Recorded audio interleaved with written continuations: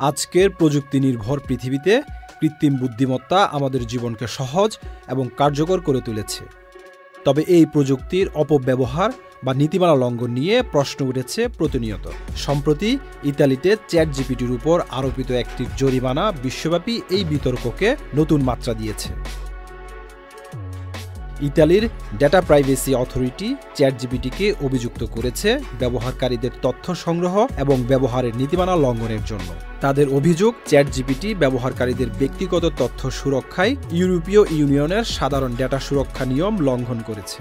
বিশেষ করে ব্যবহারকারীদের বয়স যাচাইয়ের ব্যবস্থা না থাকায় অপ্রাপ্তবয়স্করা সহজে এই প্ল্যাটফর্ম ব্যবহার করতে পারছে, যা তাদের জন্য অনুপযুক্ত উত্তর প্রদান করতে পারে। ফলস্বরূপ চ্যাটজিপিটির সেবা ইতালিতে সাময়িকভাবে নিষিদ্ধ করা হয়েছে এবং $15.58 মিলিয়ন জরিমানাও আরোপ করা হয়েছে।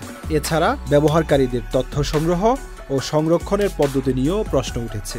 20 দিনের মধ্যে এই সমস্যাগুলোর সমাধান করতেও বলা হয়েছে, অন্যথায় আরও বড় জরিমানার সম্মুখীন হতে পারে প্রতিষ্ঠানটি। এই ঘটনা প্রমাণ করে যে কৃত্রিম বুদ্ধিমত্তার অগ্রগতির পাশাপাশি ব্যবহারকারীদের ব্যক্তিগত তথ্য সুরক্ষার বিষয়টিও যথেষ্ট গুরুত্বপূর্ণ। চ্যাটজিপিটির মতো প্ল্যাটফর্মগুলিকে নৈতিক এবং আইনগত কাঠামোর মধ্যে পরিচালিত হতে হবে। ইতালির এই সিদ্ধান্ত বিশ্বব্যাপী কৃত্রিম বুদ্ধিমত্তা এবং ডাটা প্রাইভেসি আইন সম্পর্কে নতুন করে প্রশ্ন তুলেছে। চ্যাটজিপিটির উপর নিষেধাজ্ঞা শুধু ইতালিতে নয়, এর আগে চীন, ইরান, উত্তর কোরিয়া ও রাশিয়ায় নিষেধাজ্ঞা দেওয়া হয়েছিল। ইতালির এই নিষেধাজ্ঞা ভবিষ্যতে কৃত্রিম বুদ্ধিমত্তার উন্নয়ন এবং এর ব্যবহারে আরও দায়িত্বশীল হতে বাধ্য করবে বলে মনে করছেন বিশেষজ্ঞরা।